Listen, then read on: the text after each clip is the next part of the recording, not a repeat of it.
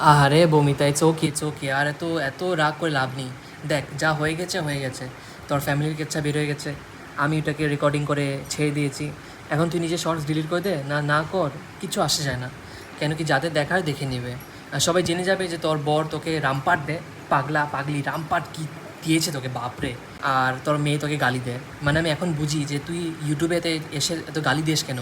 তোর ফ্যামিলিটাই এত খারাপ যে তোর ফ্যামিলি তোকে রামপাট দেয়। তোর মা, তোর বর, তোর মেয়ে তোকে কি বাজে থেকে বাজেভাবে ট্রিট করে।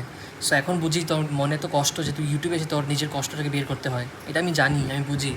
সো এখন নিজের ফ্রাস্ট্রেশন আমার উপর বের করে লাভ নেই। দেখ, তোর ফ্যামিলির প্রবলেম, তোর মেয়ের প্রবলেম, তোর বরের প্রবলেম, এগুলো তুই নিজে এখন দেখ। আমি কী আর করবো, আমার চোখে পড়েছে তাই আমি এটাকে তুলে ধরলাম।